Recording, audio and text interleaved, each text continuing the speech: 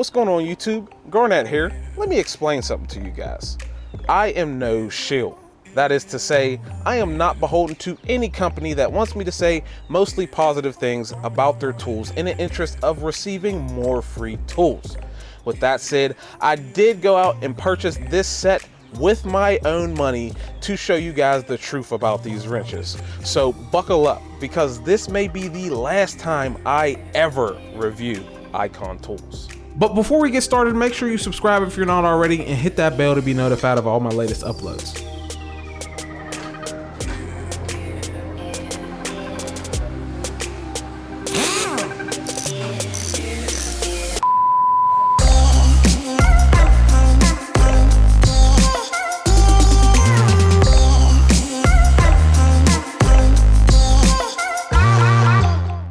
So guys, this is the professional double box flex ratcheting wrench set from, of course, Icon Tools.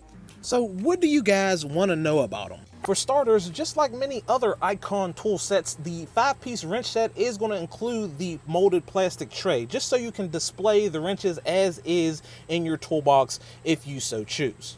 These super long wrenches are going to feature a 180-degree swiveling ratcheting box end that has a 90-tooth gear, a spline tooth design in the inside, and a reversing gear nestled right in the head. I do appreciate the spline box end featured on the tool simply because it's designed to interface with many different fasteners. This is going to be a point of contention with some users out there, but I really haven't had an issue so long as you choose the correct size. One thing I do think that will get glanced over a bit is the offset collar featured on only one side of the pivoting head. This means that on the flat side, you can stay in line with your workpiece and ratchet as needed, but on the opposite side, this collar will fit down into recesses and crevices where this flat side will not. So where that comes into play is where you have an obstruction. So what I have here is a little demonstration, 2 bolts, M6 by 2 or M6 by 1.0, and obstruction. I can only access that back fastener from this way. And as you can see on the flat side, I can just come in here and access that bolt.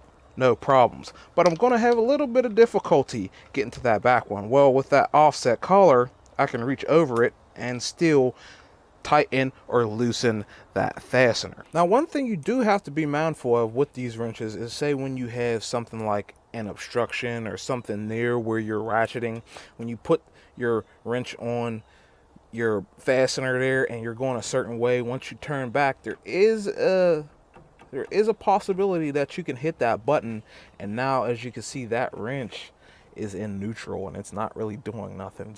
Certain times or in certain sizes it may fully switch it back the opposite direction, so you're going a different way, but just something you have to be aware of with these. Aside from that, I do appreciate that the size markings as well as the product number are fully engraved or stamped in the actual metal of the tool.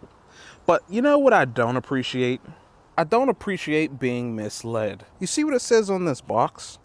Yeah, well, the thing is, not only are these tools physically the same as the Carlisles I already own, but they're also very similar to Mountain, Platinum, and of course Matco's version of these same exact wrenches. And that is because they are all from the same manufacturer, and they're going to be called Kabo tools. Guys, and that's because companies like Kabo tools have patents on some of their technologies, and one of those patents is the way this selector works inside the head of the wrenches. Because what's really important about what it says here is what it doesn't say here. It makes no mention of tools in that sentence. And that could mean just about anything in relation to this product. How the box looks, how the wrenches look inside the box, how the wrenches are displayed in that plastic case, or even how the logo and all of the wording looks on the entire wrench. For all we know, it could have been that they thickened the beams or widened the beams slightly. Could have been anything. I really get the sense that they're trying to tell you that they designed these tools from the ground up, and I don't think that's really the case. I mean, that is, unless someone from Icon or Harbor Freight Tools can tell me exactly why there are tools that I purchased years ago that have been on the market for years are exactly the same as the ones they now offer. So I'm gonna put this part in here just for those fanboy shillers. This is the U.S. patent assigned to this invention, this mechanism that involves changing directions of a ratcheting wrench. You can see it quite clearly laid out here and in a bunch of different drawings here. Here is the current assignee, which is Kabo Tool Company. This is the inventor. Now, if you scroll down here a little bit, you'll see that this publication, it was filed for in 05/21/20. That's this year, and it defaults priority to these two Taiwanese patents, which are also by the same inventor and assigned to Kabo Tool Company.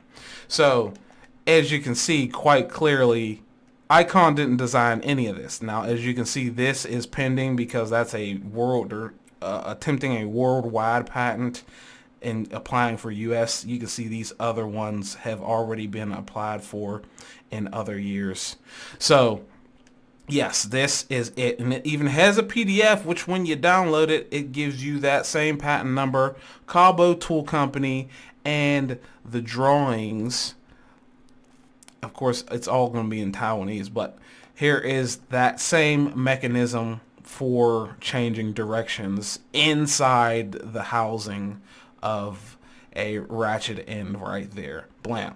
And plain as day, these are not designed by Icon.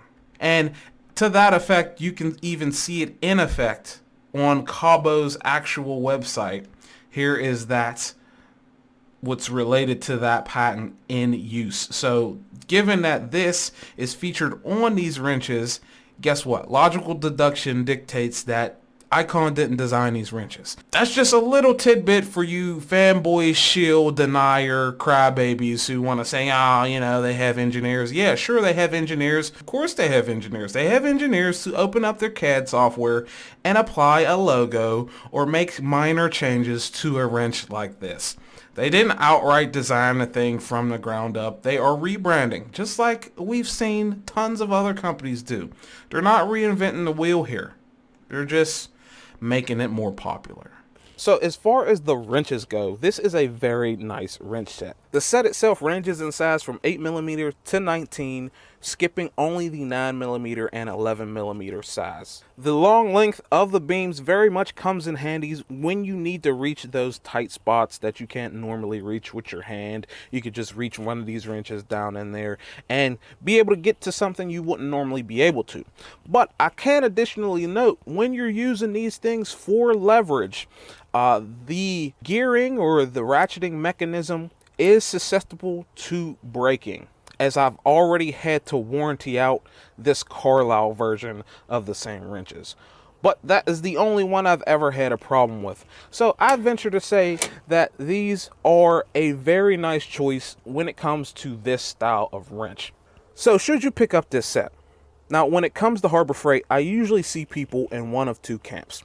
That Harbor Freight is a very cheap retailer and all their products suck, or the other side, that all their products are awesome, it's just that Icon is too expensive. To the people who say that Harbor Freight usually has very cheap products, I like to remind them that these in particular, and a lot of their other wrenches in the Icon lineup, are actually tool truck quality wrenches. As I mentioned before, that these are pretty much the exact same wrenches as you'll find on a Matco truck. If you find these branded Matco, they're from the same manufacturer. So I've found that is what Icon is doing. They have approached a lot of the professional or tool truck quality Taiwanese manufacturers and started getting their tools manufactured by them.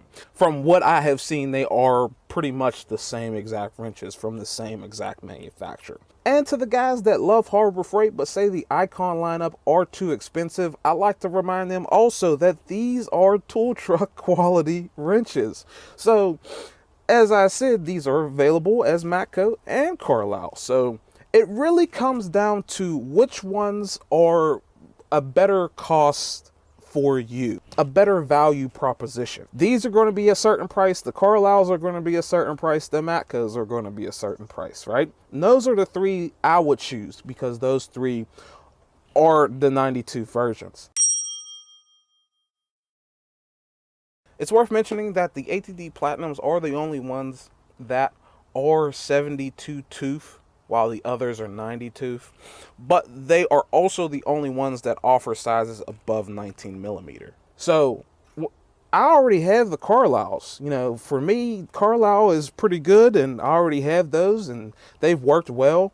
But keep in mind that with the Carlisles, I'm going to have to go back to Napa. With the Icons, I'm going to have to go back to Harbor Freight. And at that point, it becomes really which ones are cheaper and which ones offer a better warranty. When I picked these up, I directly asked the cashier what I would have to do to warranty one of these, and this is the response I got.